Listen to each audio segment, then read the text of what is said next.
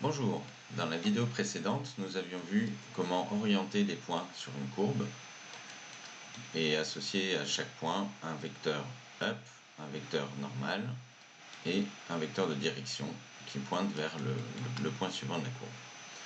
Donc on va voir aujourd'hui comment contrôler l'orientation de ces points et également comment l'animer pour obtenir un effet d'arc électrique, en tout cas la base pour un asset d'arc électrique. Donc dans un premier temps, je vais construire une courbe un petit peu plus simple que celle-ci. Donc je repars du fichier que j'avais fait la dernière fois. Je crée une nouvelle curve en Bézier et je viens ici tirer les tangentes. Voilà. En appuyant sur la touche F, je peux venir retravailler un peu la forme de ma courbe. Et voilà. C'est vraiment quelque chose de très simple, un petit peu comme un câble qui serait soutenu par deux poteaux. Je branche ça à partir de l'ancienne courbe. Voilà. Donc je repasse rapidement dans ce qu'on avait fait la dernière fois. Donc un node convert pour récupérer une courbe polygonale avec des points. Le polyframe qui nous permettait de récupérer le vecteur tangente U, donc un vecteur orienté selon la tangente de la courbe à chaque point. Un vecteur up qui pointera toujours bien vers le haut. Un vecteur normal qui lui sera effectivement donc normal à la courbe, et la courbe ayant sur la vue de côté une courbure, on vient ajuster le vecteur up de manière à avoir une orientation correcte. On va maintenant mettre en place un système pour faire pivoter ces vecteurs, donc faire pivoter le vecteur up et le vecteur normal autour de l'axe défini par le vecteur tangente. Donc pour faire ça, on va bien évidemment passer par un node wrangle. Et dans un premier temps, on va faire quelque chose de très simple, juste pour voir le principe. Donc je vais appeler ce node rotation manuelle, donc manual rotate. Et on va commencer par définir un angle. Donc on va créer une petite tirette, un paramètre modifiable par l'utilisateur. Donc je vais définir une nouvelle variable de type float que je vais appeler angle. On va essayer de rester relativement explicite. Et cet angle, donc, ce sera un channel de type float dont le nom sera angle. Voilà. La chaîne de caractères qui est écrite ici sera uniquement le nom, sera à la fois le nom de la variable interne à Houdini et le nom qui sera écrit ici. Je clique ici pour faire apparaître ma petite tirette. J'ai donc ici quelque chose qui va être compris entre 0 et 1. Donc c'est une valeur qui est normalisée, on va la garder comme ça puisque c'est très bien. Ça sera parfait. Maintenant, on va définir une matrice de rotation. Alors je ne vais pas rentrer dans les détails de ce que sont les matrices. J'en reparlerai éventuellement plus tard dans une autre vidéo. Pour le moment, on peut juste considérer qu'une matrice, c'est une sorte de recette de transformation.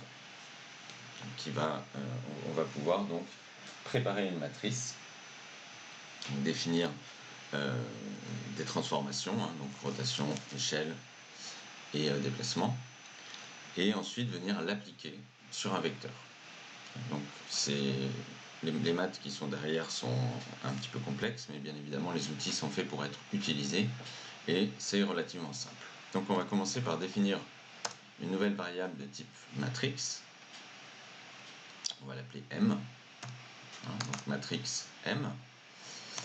Et il faut ensuite initialiser cette matrice. Donc on va dire que M, c'est la matrice identitaire. Et donc c'est une fonction qui s'appelle ident, avec les deux parenthèses, puisque c'est une fonction qui n'a pas besoin de paramètres. Et ça va donc définir une matrice neutre, c'est-à-dire une matrice qui ne transforme absolument pas l'objet. Et maintenant on va faire tourner cette matrice. On va définir que cette matrice doit être une matrice de rotation. Donc on va faire appel à la fonction qui s'appelle rotate. Et si on regarde de quoi cette fonction a besoin en paramètres, elle a besoin de 3 paramètres pour l'utilisation qui nous intéresse, donc à savoir un pointeur sur une matrice, donc ce sera M pour nous, un angle et un vecteur qui va définir l'axe de rotation. Donc notre matrice c'est M, l'angle c'est notre paramètre angle qu'on a défini juste au-dessus, et la direction, eh bien, ce sera le vecteur défini par l'attribut tangente U. Voilà.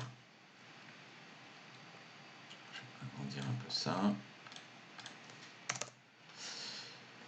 Alors, il ne se passe absolument rien puisque cette matrice, on l'a déclarée, on lui a donné des valeurs neutres, on est venu la renseigner, mais on ne s'en est pas encore servi. Donc maintenant, tout ce qu'il nous reste à faire, c'est tout simplement à multiplier les vecteurs que l'on veut faire tourner par cette matrice. Donc on veut faire tourner le vecteur up et le vecteur normal. Donc je vais dire que le vecteur up est égal au vecteur up fois notre matrice M. Et je vais faire la même chose pour le vecteur normal. V arrobase normal est égal au vecteur normal multiplié par notre matrice M. Voilà. Et maintenant, si je manipule mon angle, on voit que les vecteurs vont tourner. Un dernier petit point pour cette première manipulation de l'angle. La valeur qui est normalisée ici, donc qui va de 0 à 1, semble faire une rotation d'à peu près 45 degrés. Quelque chose un petit peu bizarre. Alors, il faut savoir que la fonction rotate va considérer que l'angle est en radian. Donc, quand on est en degrés, pour faire le tour complet d'un cercle, on effectue 360 degrés, qui correspondent à 2π radians, donc à savoir 6,28 radians. Donc ce qu'on peut faire ici, c'est tout simplement dire que nous allons multiplier l'angle par 6,28, c'est une approximation largement suffisante. Et donc maintenant, si on va de 0 à 1, on aura bien un tour complet, ou quasi complet. Il faudrait qu'on prenne la valeur exacte de 2π, mais en l'occurrence pour l'utilisation, on va faire quelque chose qui va être très visuel avec, donc ça suffira amplement. Donc voilà comment faire une rotation sur des vecteurs, faire tourner un point, tourner l'orientation d'un point en fonction d'un vecteur donné. Donc ici en l'occurrence l'axe est défini par la tangente, et on fait donc tourner tous les autres vecteurs qui sont attachés au point autour de cet axe. Voilà, je vais m'arrêter là pour cette vidéo, et dans la vidéo suivante on verra comment enrichir ce système pour générer un arc électrique, donc avec une composante aléatoire et un contrôle, et évidemment un contrôle un petit peu plus poussé sur la manière dont cet arc électrique va se comporter et va pouvoir se déplacer sur la courbe. Voilà, à très bientôt.